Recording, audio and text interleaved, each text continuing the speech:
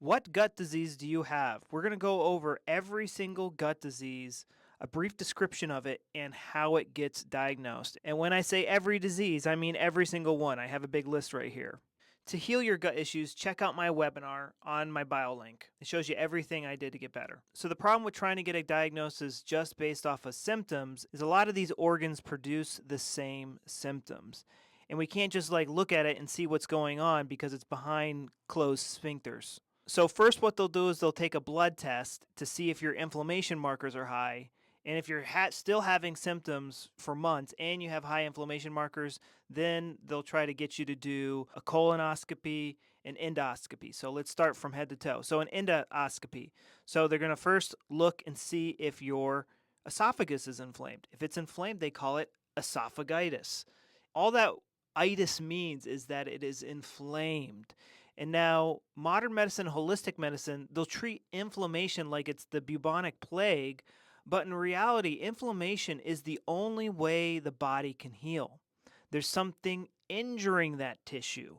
We need to stop the injury, not suppress the inflammation. I talk about this in way more detail in my webinar.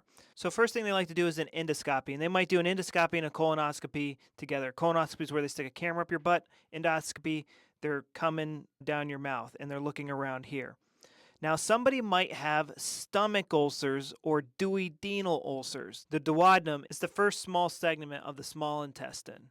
Now, you would think stomach ulcers would form down here, but they never form down here. They're only up here, but they're actually mostly in the duodenal bulb. So they'll look and see if they'll see ulcers. If they do, they'll say, hey, you got stomach ulcers. Or here, hey, you got duodenal ulcers. If it's super inflamed here, they go, hey, you got gastritis. The stomach is inflamed. There's also GERD and acid reflux. And that's when the stomach ulcers get so bad right here and the muscles start spasming so bad right here, this sphincter has trouble closing and the acid bubbles up into your esophagus and it's not fun. My webinar shows you how to fix this. We'll literally be here all day if I explain how to fix every single one of these. So the next part of the small intestine, they can get the endoscopy, I think, somewhere around here. And this is called the duodenum. And if they find inflammation here, they'll call it duodeneitis. And then here is the ileum, the last part of the small intestine. Now, they can't see this with an endoscopy. They could see it with a capsule endoscopy where they make you swallow a pill and it slowly drifts down and it takes pictures and they can see where that inflammation is. With a colonoscopy, they can get this camera to right about here, and sometimes they can't even get it that far. So Crohn's disease gets diagnosed. Crohn's disease means inflammation anywhere from out the butthole on paper, but people get diagnosed with Crohn's disease when they find inflammation here. I don't know why. That's just how they do it, and they can't explain it to you themselves, but that's usually when someone gets diagnosed, when they find inflammation here. Dr. Burrell Crohn's, the guy who discovered Crohn's disease, did not want to call it this. Another way that they find inflammation here in the small intestine is they do an MRI. And I'm sure you can do it with other things like x-rays and stuff like that. They can see the damage happening in the intestines. There's also other conditions here like SIBO. They do that with a breath test, and that stands for small intestinal bacterial overgrowth. There's small intestinal fungal overgrowth. There's also candida. There's also leaky gut. And these are usually diagnosed through stool samples. A lot of these infections are diagnosed through stool samples, but SIBO is done through a breath test.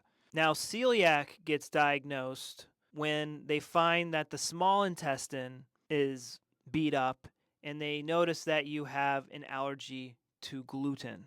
This is another messed up term because since the dawn of time, celiac was Greek for abdominal. So, and then in the 1950s or 70s, they just changed the term to gluten intolerance. But the term is supposed to mean that your small intestine is reacting to gluten. So it's when you have an intestinal reaction to gluten, so you get diarrhea or something. So they diagnose colitis with a colonoscopy. They look up here and they see if it's inflamed. And if the whole colon is inflamed, they call it pancolitis.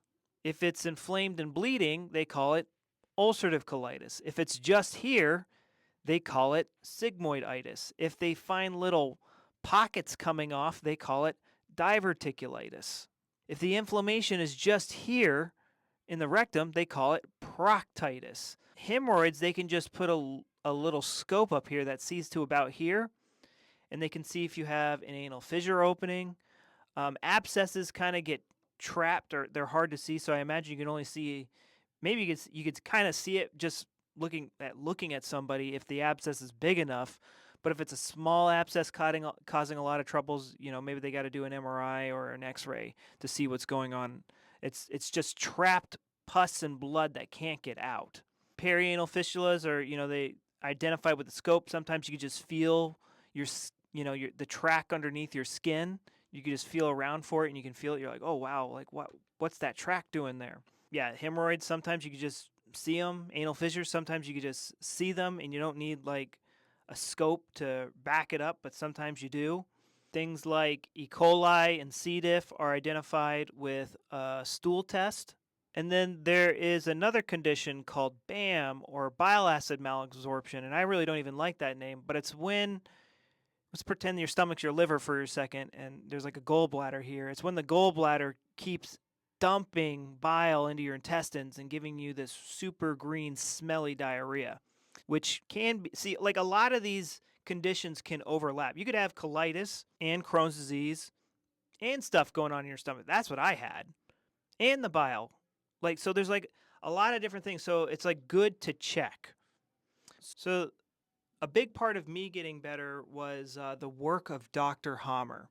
He could look at your brain CT scan and know exactly what gut health condition you had, without doing all this evasive stuff. Sometimes we got to do it in combination.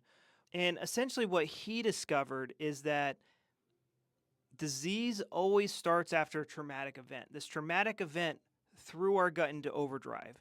And now for the intestines, it's like, what was something important to my survival I couldn't absorb?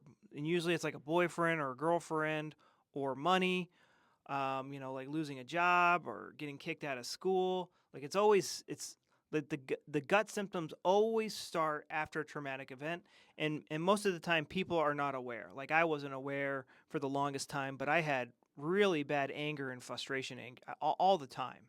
So the way that we get better is we kind of gotta like uproot this trauma out of our subconscious mind, and that's what I show you in my free webinar. This is my 13-day protocol. If I had to do everything all over again, this is what I would do, and it's worked on many other people when drugs and diets didn't work. It uproots the trauma, putting your gut in and out of overdrive. But go to my bio link and watch my free webinar. It shows you everything I wish somebody would have told me when I first got sick. Even if you're undiagnosed, it will greatly help you.